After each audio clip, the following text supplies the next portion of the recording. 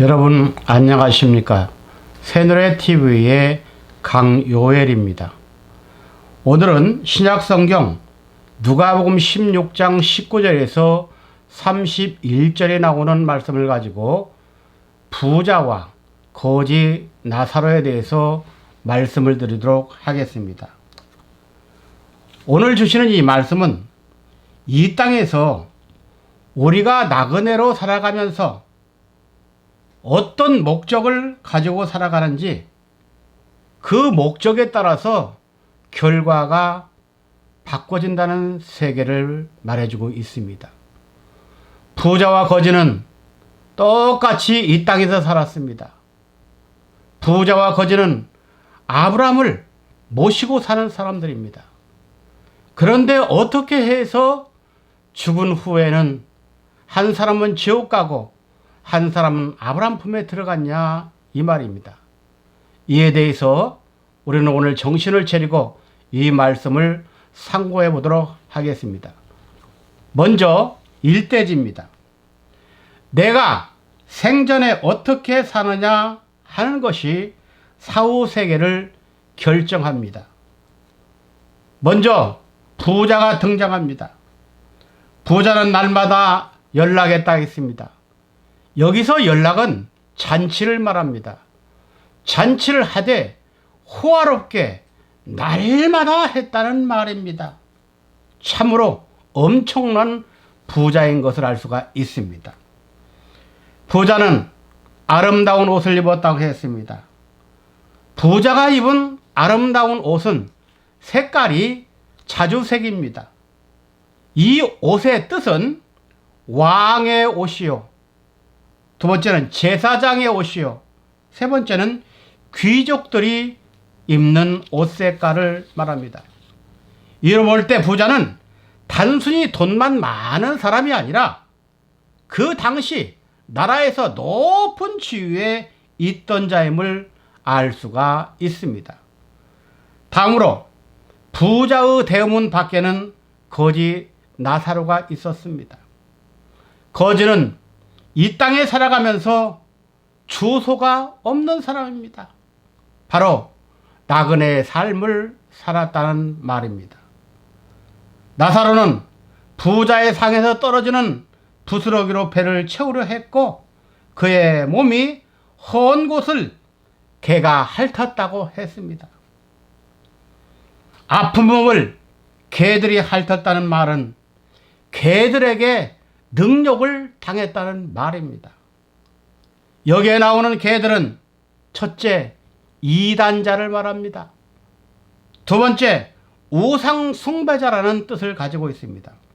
그러므로 여기에 나오는 개들은 성경의 무지한 오늘날 목자들을 말합니다.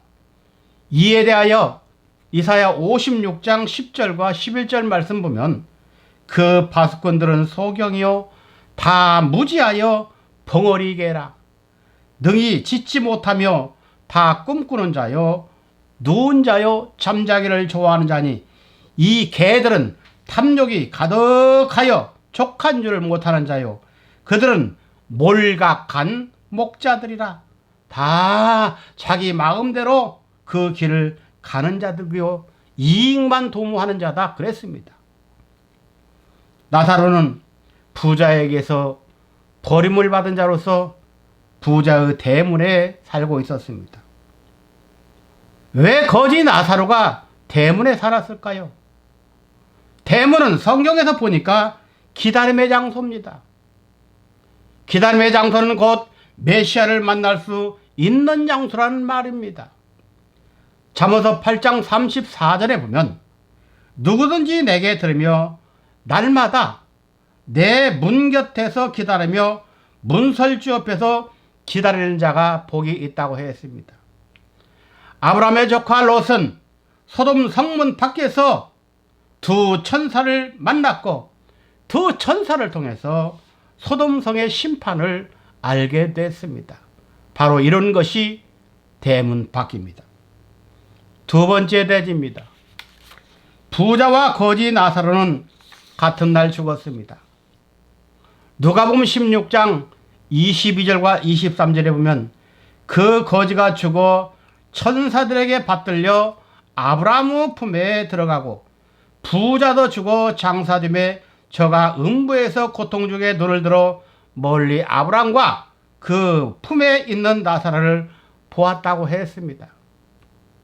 이 땅 같은 장소에 살던 자들이 똑같이 죽음을 맞이했습니다. 이 세상에 사는 자는 권세 있는 자나 권세 없는 자, 악한 자나 선한 자나, 다른 사람을 괴롭힌 자나 괴롭힘을 받은 자, 모두가 한 번은 죽게 되어 있습니다. 그런데 그 사후에 어떻게 결정이 되느냐, 그것이 문제입니다.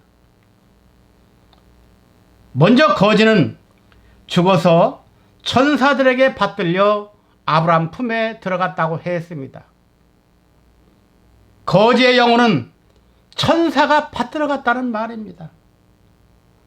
하나님께서 이 땅에 인간들을 보낼 때 어느 한 사람 한 사람 모두마다 천사를 붙여주었습니다.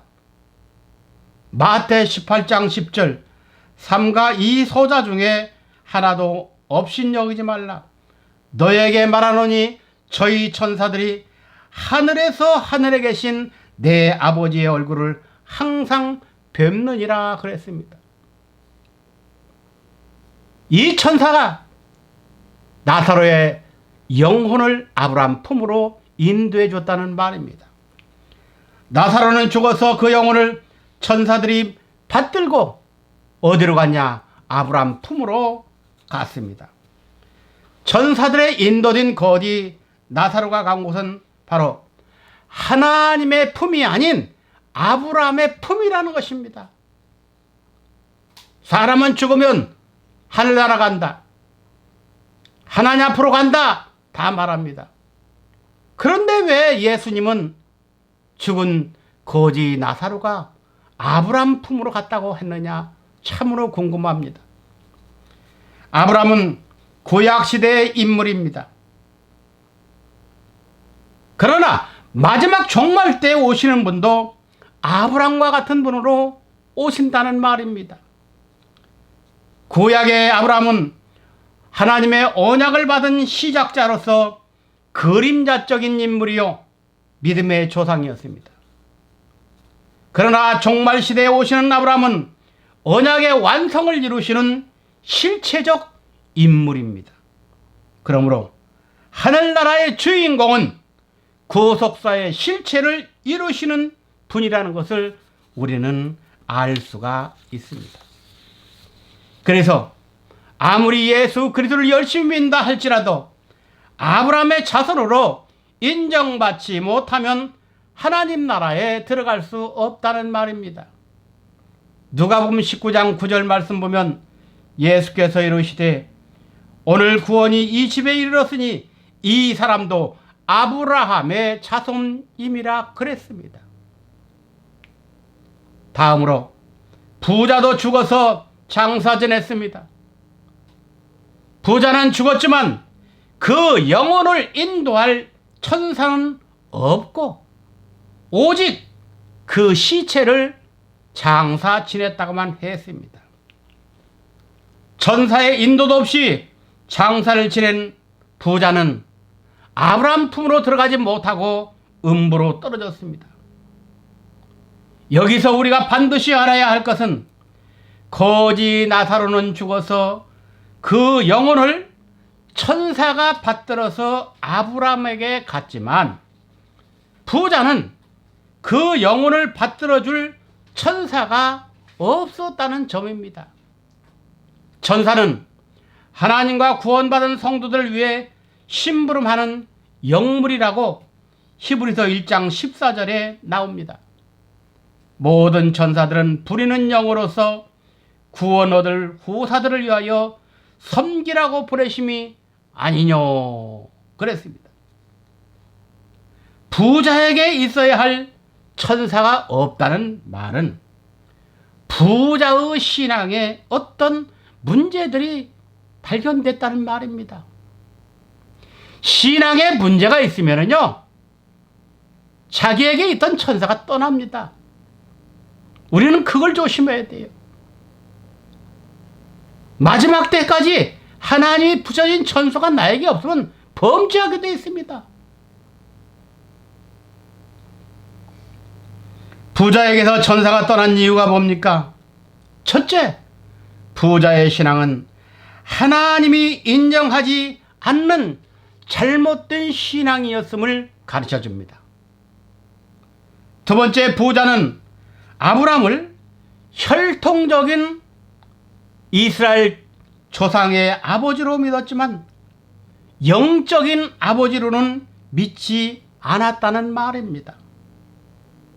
누구든지 자기 천사가 떠나면 그 사람은 하나님 중심으로 살 것이 아니라 자기 중심적인 삶을 살게 되고, 그런 자들은 결국 하나님의 구원권 밖으로 밀려난다는 말입니다.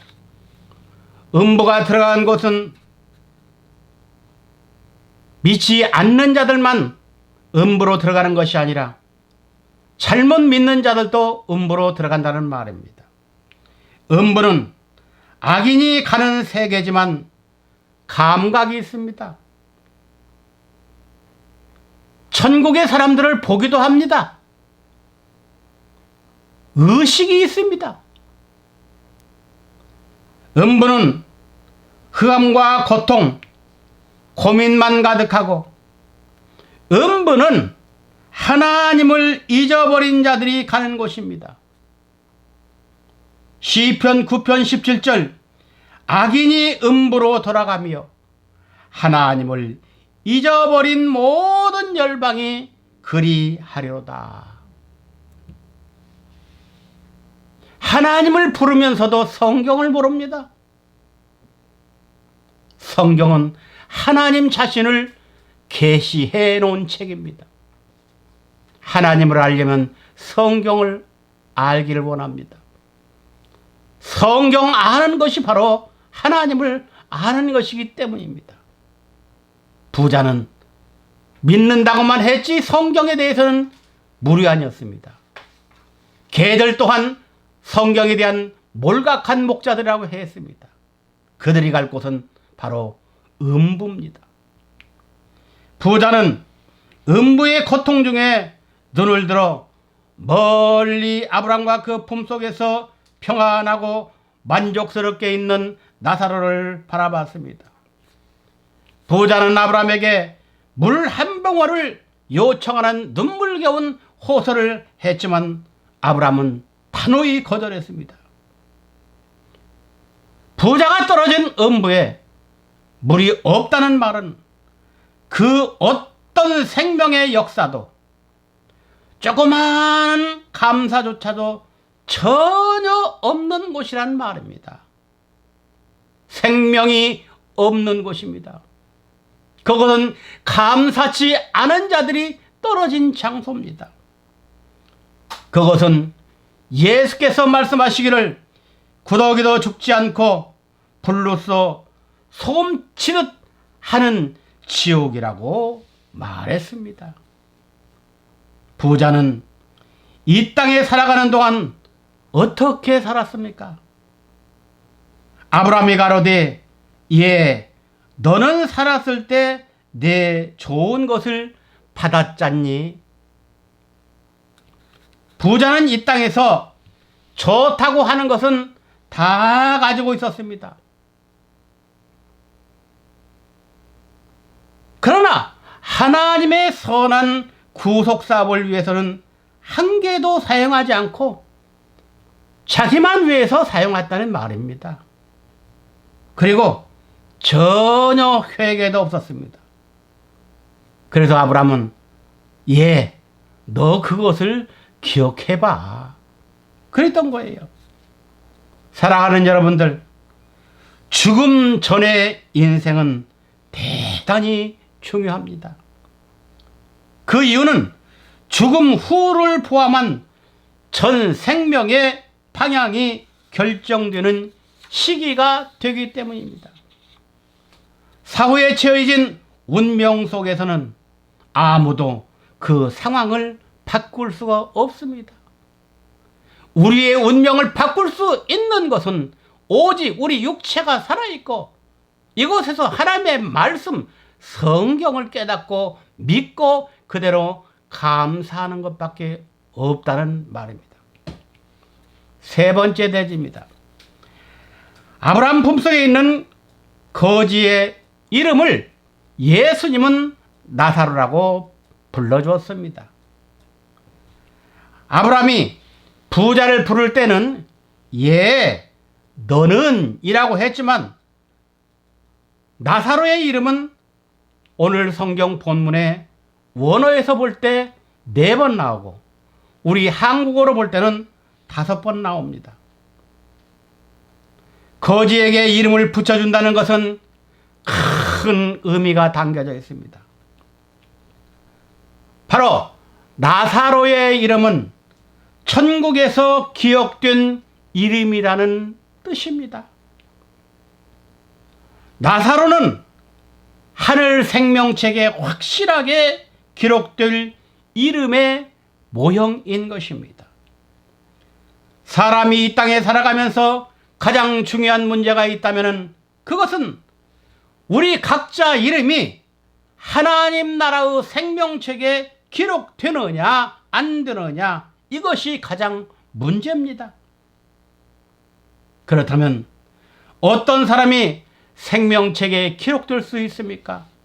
바로 나사로와 같은 사람이 기록될 수 있다는 말입니다. 나사로의 이름의 뜻은 첫째, 하나님이 돕는 자라는 말입니다. 두 번째, 하나님을 기대하는 자라는 말입니다. 세 번째, 하나님을 의존하는 자라는 말입니다. 거지 나사로는 이 땅에서 아무도 기댈 수 있는 자가 없었습니다. 아무것도 가지지 않는 거지였습니다. 그러나 그는 하나님의 도우심이 아니면 살아갈 수 없는 거지였다고 성경은 우리에게 가르치고 있습니다. 여러분, 그렇다면 어떤 자가 거지입니까?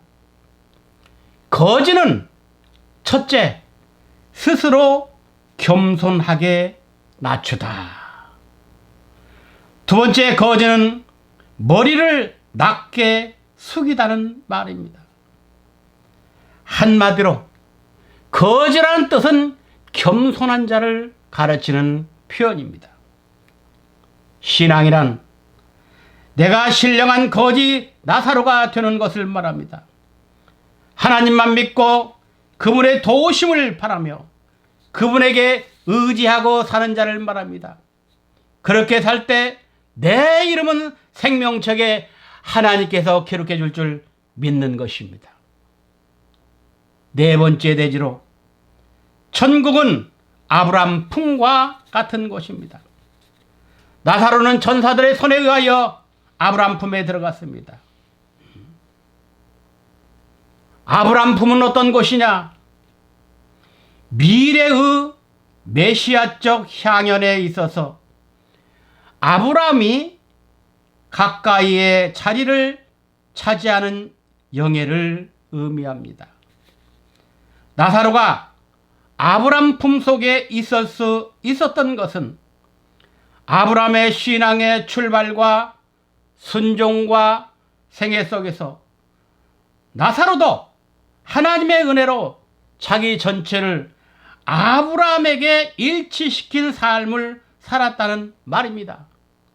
한마디로 나사로는 아브라함의 신앙과 일치됨으로 아브라함 품속에 들어갔다는 말입니다.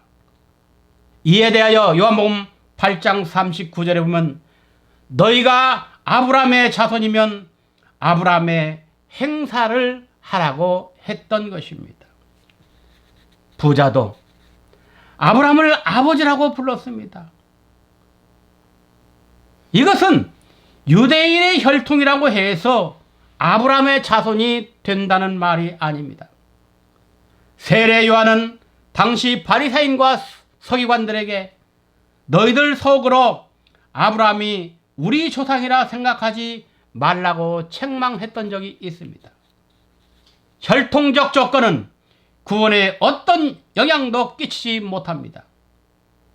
혈통적 조건은 오히려 하나님의 원수가 된다고 고린도전서 15장에서 말씀하고 있습니다. 마지막으로 5번째 대지, 저희로 고통받는 곳에 오지 않게 하소서. 부자는 아브라함에게 마지막으로 간절한 부탁을 합니다. 내 형제 5이 있으니 저에게 증거하여 저희로 이 고통받는 곳에 오지 않게 하소서. 이 부자의 간청에 대한 아브라함의 대답은 명백합니다. 거기는 모세와 선지자가 있으니 그들의 말씀을 들으면 된다는 것이었습니다. 이것은 한마디로 성경 말씀을 들으라는 것입니다. 또다시 부자는 만약 죽은 자가 부활하여 가서 설교한다면 믿을 것입니다. 이렇게 말합니다. 이 말의 뜻은 기적적인 방법을 보여주면 믿을 것이라는 제안입니다. 이에 대해 아브라함은 더욱 단호하게 부정합니다. 성경을 믿지 않으면 부활한 사람이 증언해도 믿지 않는다는 말입니다. 그 어떤 이적도 성경 말씀을 대신할 수 없고 성경 말씀만이 영원한 진리의 표준이요 구원의 방편이 된다는 말입니다. 부자가 이 땅에 살면서 천국과 지옥의 실존을 깨달았다면 자신은 물론이요 형제 5명의 구원 문제도 생각했을 것입니다. 인생이 세상을 살아가는 이유가 무엇입니까? 하나님의 말씀을 믿고 깨달아서 하나님 나라에 들어가기 위해서입니다. 오늘 부자와 거지 나사로의 비유는 우리 각자가 어떠한 신앙으로 살아가야 할 것을 가르쳐 주시는 아주 중요한 주님의 말씀이었습니다. 우리 신앙은 하나님이 인정하시는 신령한 거지 나사로가 되어 아브라함 품에 안겨 마지막 안식의 복을 누리는 역사가 있기까지 신앙의 경주를 모두가 다 열심하시기 주님의 이름으로 부탁함을 드립니다. 감사합니다.